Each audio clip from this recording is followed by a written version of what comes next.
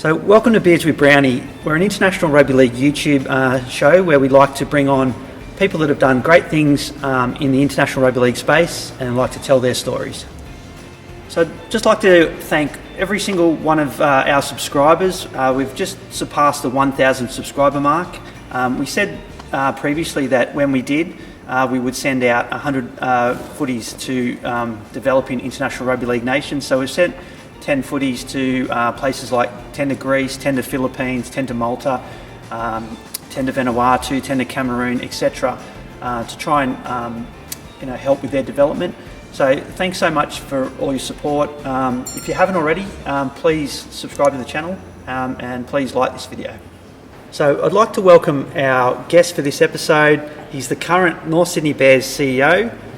He's a former consultant at International Rugby League, the 2017 Rugby League World Cup, the Asia Pacific Rugby League, and he's also worked at the NRL, Canterbury Bulldogs, Parramatta Eels and the Manly Sea Eagles.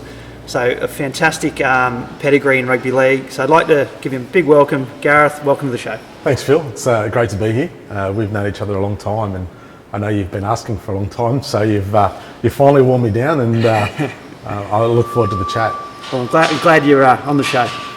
Okay. Just to give you a background as well, guys, so Gareth and myself, we met around 2004, so we've known each other for quite a long time, and we met through when I was heavily involved in the Australian Fijian Rugby League circles. Gareth's also of Fijian heritage, and he's done great things in the game, so I'm looking forward to telling his story. So each episode, we like to support a beer that supports rugby league, and because we've got a North Sydney Bears team today and we're filming at the iconic North Sydney Oval, we've gone with the Bear Park Brew Lager, so cheers Gareth. Cheers, Phil.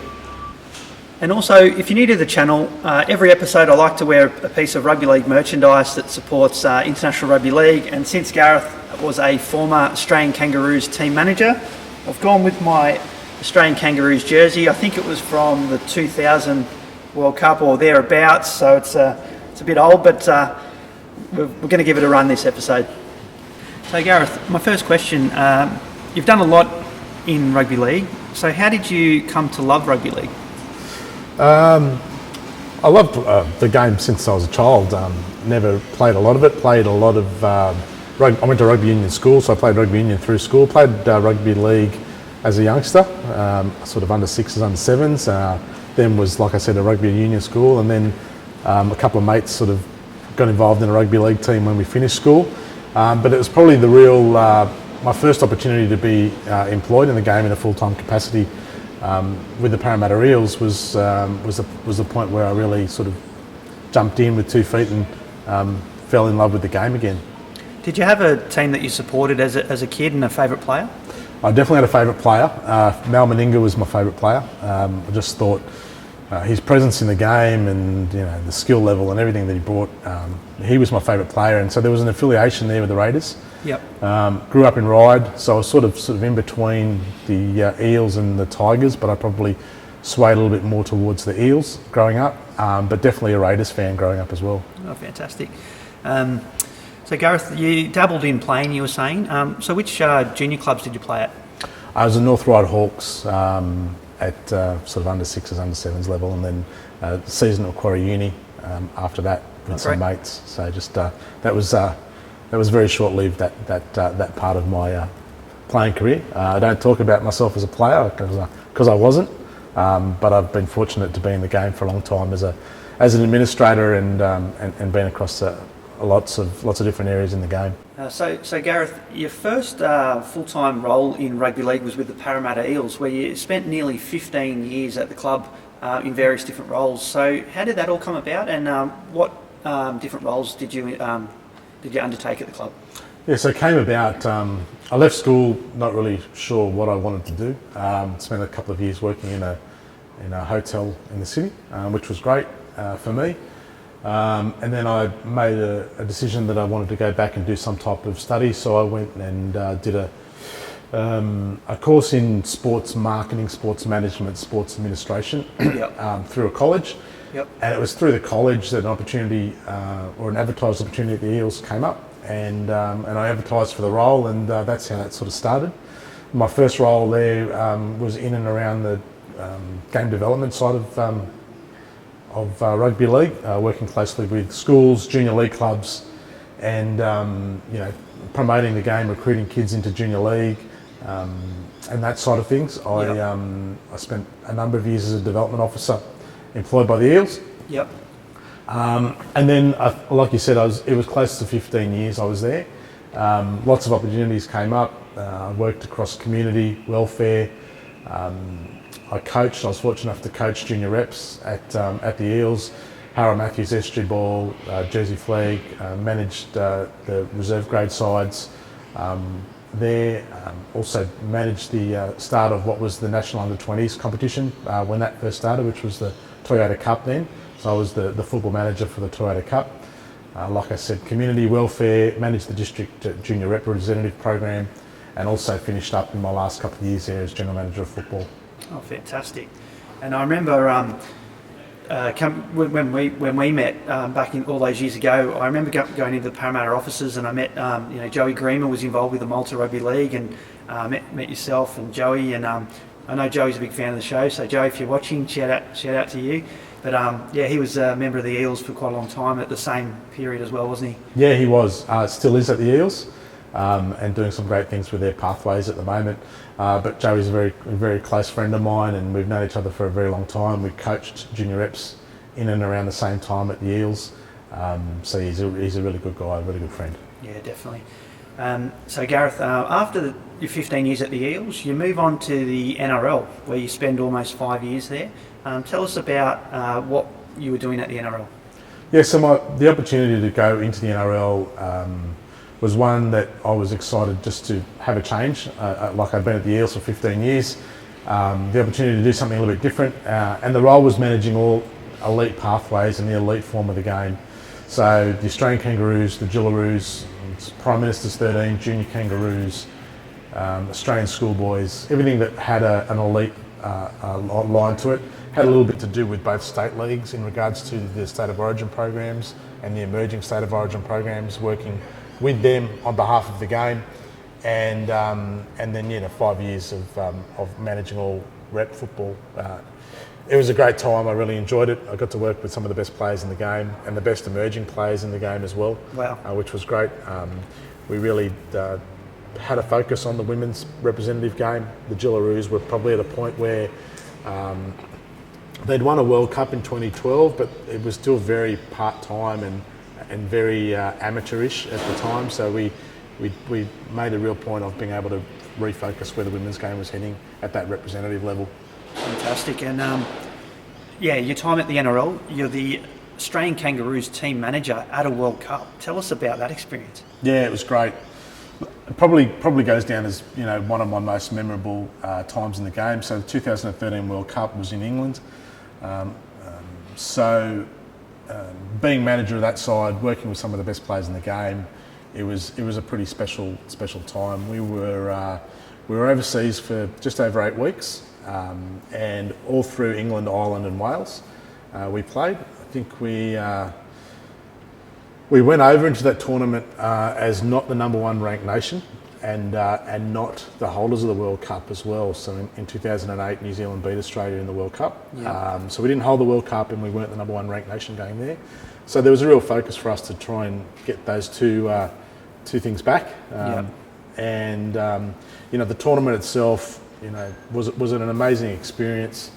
The players I had in the side, they were the best players in the game. I think we conceded 1 try against England in our opening game, and I don't think we conceded another try for the rest of the tournament. To play a semi-final at Wembley, to play a final at Old Trafford, as well as visit some real iconic suburban and local grounds in England, and we played it in Cardiff as well.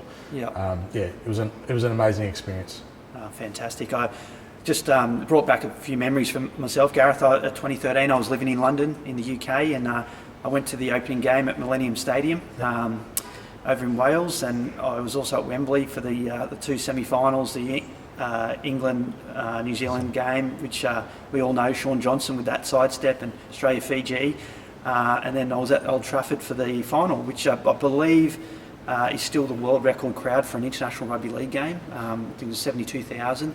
But yeah, that Australian Kangaroos team was fantastic, and I think Tim Sheens was the coach at the time. And yeah, Tim Sheens was the coach,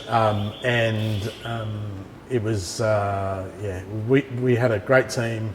We played a really great tournament.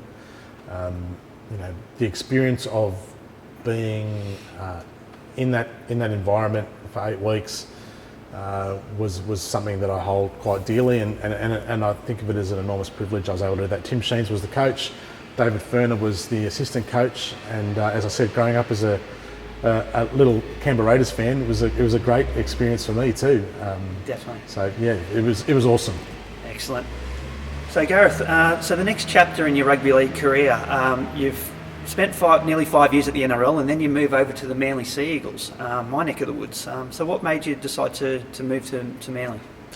The move to Manly was probably, there was a couple of reasons. I loved what I did at the NRL, and I loved that elite form of the game, but I really miss the week-to-week rugby league. I miss clubland. Yep. I miss the, preparing all week to get a team ready to play on the weekend and get a result and riding the wave of the season. So yep. As good as the representative arena is, the football is quite limited into around tournaments or test matches. So I miss that. I had the privilege of getting to know Bob Fulton very well. He was an Australian selector while yep. I was managing the Kangaroos. Right. And I got to know him very well, and he approached me about a position to be the head of football at the Sea Eagles. Fantastic. And after a few discussions with him and a few other people whose opinions meant a lot to me, I made the decision to make a move across to Manly, to get back into that week-to-week rugby league land again. It was great. Fantastic. So you spent one season at Manly, then you moved to the Bulldogs. So why the change? Yeah, it was two seasons at Manly, Right. and then the opportunity to go to the Bulldogs came about through a colleague of mine that I'd worked with at the Eels and also at the NRL, who was then the CEO at the Bulldogs. He said that they were looking through a bit of a staff restructure of things, and an opportunity opened up there. So the opportunity to work with him again, to go to a club and again experience something different. I think they're both very different clubs. I've been at 3 clubs now with the Eels as well, all 3 very different clubs, and yeah. It's another learning experience, another opportunity. I think that's probably what it came down to. Fantastic. So Gareth, after your time back in clubland with Manly and Canterbury, you decide to get a role with the International Rugby League as a consultant. So what did that entail? Yeah, so that came about, I think during my time managing the Australian team and being in that international arena, I guess I really had I've really got a strong interest in it, something that I'm quite passionate about. Yeah. Probably going back to the days, Phil, when we met with the Australian Fijians, just wanting to see that international form of the game, be promoted, and how can we work with nations to make sure that we're putting international rugby league on the map. And I know that you're a massive advocate for that as well. The role with the International Federation was in and around some special projects that they wanted to do, and offering what I'd been able to learn and the relationships I've made and the networks I've been able to build when I was managing the Kangaroos to work with some of the emerging nations and international teams. Fantastic. So can you share which nations you had a bit to do with? Quite a lot to do with the Tongan Rugby League, and they were going through a bit of a change of organisational structure, and being part of that and making sure that we can look at the best way to promote those island teams. I've got an affiliation with the Fijians, and I've worked closely, and I'm still working on a management group managing the Tongan team. Excellent. They've had enormous success over the last couple of years. They beat the Kangaroos not that long ago, and they're heading into the World Cup as a real strong competitor. So definitely doing a bit of work with the Tongan team still. So Gareth, so we've touched on your work with the International Rugby League, but you also were hired as a consultant for the 2021 Rugby League World Cup. Can you tell us what type of work was involved there? Yeah, it was more in tournament. being a person that can look after the football operational side of things on game day, managing their game day. So I was lucky enough to be at the match in Hamilton when Samoa played Tonga. Oh wow, that was a great game. It was a great game of rugby league. The pre-game, war cries and those pre-game celebrations was something that I'd never really experienced at a rugby league game before. It was pretty special. So it was more just managing around the game day operational side of delivering that tournament. I'm doing a similar role with the upcoming World Cup as well at the end of this year. So you'll be over to the UK? Yes, I'll be there. Oh, fantastic. And I noticed as well, you also had a role with the Asia Pacific Rugby League as the head of operations. So what did that entail? Again, it was more the Asia Pacific Confederation was sort of still, I guess you could say, in its infancy. It was more around putting together some operational compliance around how they would support member nations throughout the Pacific. That was a really small crew of people there that wanted to be able to, put the right structures in place to support the member nations.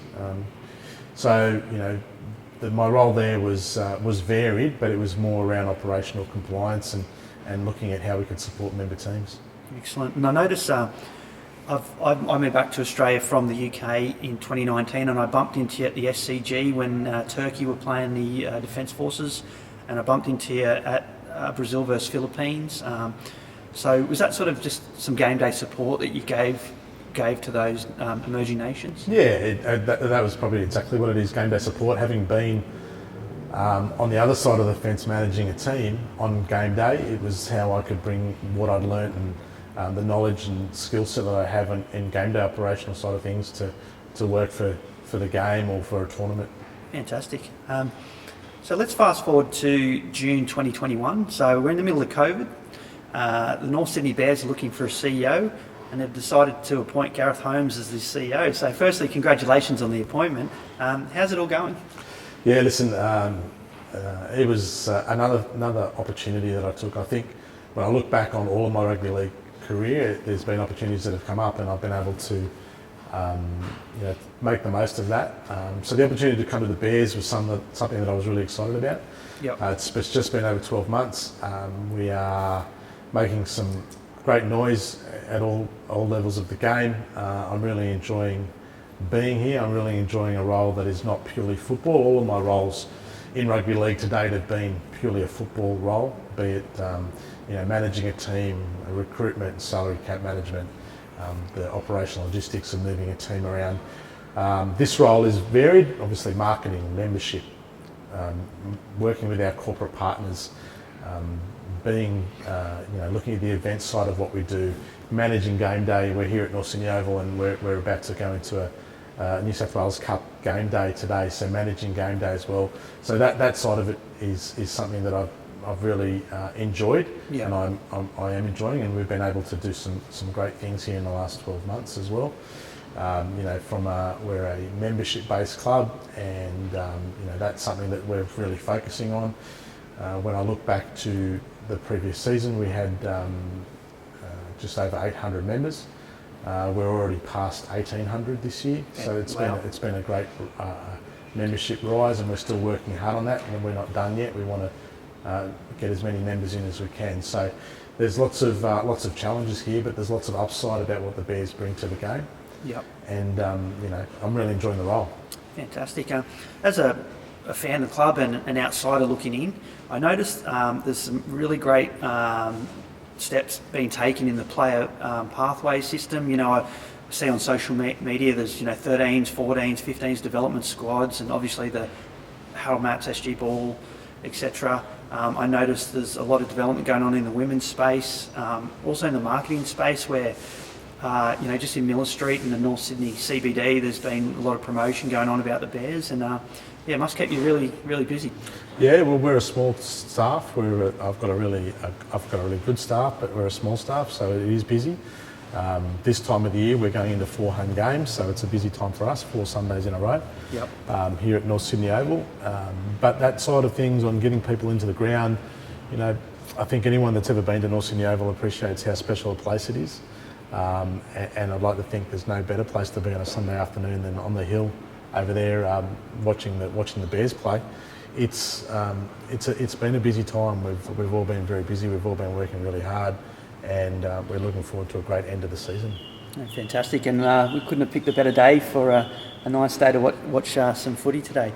So Gareth, leads me into my next question. There's been a bit of mainstream media talk about the Bears coming back into the NRL as the 18th franchise, potentially the Perth Bears or the Christchurch Bears. What can you tell us about that? Yeah, listen, I think after the Dolphins were announced as the 17th team, we soon realised that there's going to be a need at some point, sooner rather than later, we'd like to think, for an 18th team. 17 creates a bye every week, so the need for an 18th team and possibly more into the future is there as well. But we'd like to think that what we bring to the game of rugby league in regard to our brand, our history, our heritage, our iconic venue, our strong membership and supporter base, that we would be a worthy franchise bid to be the 18th team. There has been a little bit of media about that of recent times, which has been all positive for the Bears. And where we're going to be based, we're still not sure of that yet, and we're obviously open to having lots of conversations with other potential partners and what that might look like. But at the end of the day, what is important to us is we want to be the Bears. Yep. We want to play games at North Sydney Oval. That's important to what we want to bring back to the game, and we want to make sure that we're red and black, and people, that hold our brand and affiliate to who we are, get that opportunity to see the Bears running around again in the NRL. That's probably what's important to us.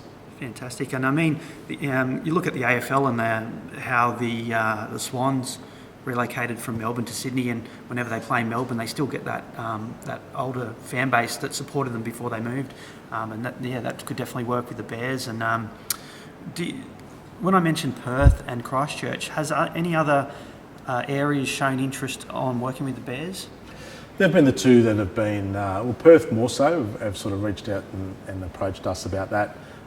We're keeping our options open, and we're happy to have conversations wherever that may lead.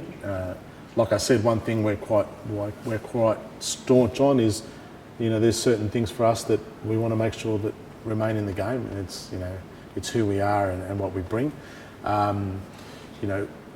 We understand that when the decisions are made, we need to have a little bit of flexibility about our approach, but at the end of the day, there are some things that we want to make sure for our members, for our long-time supporters. We've got 200,000 people that support the Bears, and some of them went away from the game when the Bears were kicked out, and they've said they're happy to be back when the Bears are back in. So great. We need to be loyal to them and their support, and we want to be able to make sure that they've got a team to follow, fantastic, whether it be here and somewhere else. But that's important to us. Excellent. And I noticed some ex-North Sydney Bears legends are still involved in the club. So Greg Florimo is still a part of staff. Billy Moore's on the board of directors. Is there any other former legends involved? And it's great to have them involved, obviously. Yeah, Greg Florimo, obviously a legend of the club, as is Billy. Billy's on our board. Flo works in the welfare, education and community space and does a terrific job there. Jason Taylor's our New South Wales Cup coach. Excellent. So he's employed here as well. And we do see, it's game day today. We'll see a lot of old Bears coming back through the place today as well. So there's lots of old Bears in and around the club always. But in those guys with those direct involvements, it's the Billies, the Flows, and JT are with us on the journey. Fantastic. So Gareth, moving back into the international rugby league space, so we've got a fantastic World Cup coming up at the end of the year. Obviously it was the 2021 World Cup, but it's moved to 2022 due to COVID. It's been labelled as the biggest and the best World Cup, being inclusive with wheelchair, women's, men's. Being a fan of the international game and working so closely with the international game, who do you think is going to turn some heads at this World Cup? Yeah, listen, it's going to be a great World Cup. I've had a little bit of involvement with their organising and management group. John Dutton, who's the CEO of the World Cup, I've worked with previously back in 2013, and also he was here doing some work in 2017. Yep. They're doing some great things in promoting that, and I think it's going to be an amazing tournament. To have the women in wheelchair there featured as well will be great as well. Who do I think is going to give it a shake? I think the usual suspects, Australia, New Zealand, England, will be there and thereabouts. Yep. I really like, and I have been working closely with the Tongan team. Christian Wolf, the coach, and he's done a great job with building that program to where it's at now. I think they will really give the tournament a shake, and I'm quite excited about what Tonga's going to bring to the tournament. Yep. And then obviously I've got a real strong affiliation with the Fijians. Probably goes a little bit unnoticed, but Fiji's made the semi-final of the World Cup in the last three. Yeah. So when you look back at the last three World Cups, they were a team that was that close. So I'd love to be able to see Fiji go well again and be there towards the back end of the tournament as well. No, fantastic, and good shouts as well. And I think personally as well, I think Samoa might turn a few heads with, especially with To'o and Luai and Papali'i and a few players are now pledging allegiance to Samoa. So I think they're going to be there up there as well. But just quickly on the Fijian team, I just remember with my first involvements in the early 2000s, our Fiji national team would have Wes Ngama, a couple of maybe one or two NRL players, a host of reserve grade players, and the rest would be part-timers and amateurs. If you look at a Fijian team picked now, all full-time professionals. So, credit to all the young Fijians that have worked hard to make it to that level. I think the Fijian team's going to be the strongest it's ever been. Would you agree with that? Oh, definitely agree that you look at across all of those teams now compared to 5 or 6 years ago, the NRL or first grade experience that those teams have now is totally different to what it was. I think that's testament to the promotion of the international game. For players to go and represent at a World Cup and a World Cup that's going to be really well run and really exciting time is something that players want to be a part of. Yeah. So it's not just the Pacific teams. There's other nations that are competing. Are going to have probably a bigger, stronger NRL presence than ever before going into this tournament this year. So I think it's a testament to the promotion of the international game.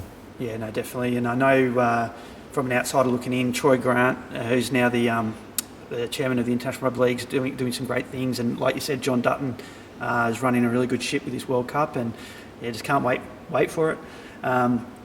So Gareth, I know it's match day, and I don't want to hold you too long. I know you've got things to do, but I'd just like to thank you so much for coming on the show today, for giving up your time, and it's been an absolute pleasure. Thanks, Phil. I've really appreciated it. Like I said, we've been speaking about this for a little while, and I actually wasn't sure if I had much of a story to tell, but I appreciate the opportunity and appreciate your persistence in asking. But it's great to have you at North Sydney Oval. We've got a big day today, third versus fourth, the Bulldogs and the Bears, and it should be a great day. Great to be back at North Sydney Oval, but thanks very much for your time. Excellent. Thanks, Gareth, and go the Bears. Go the Bears.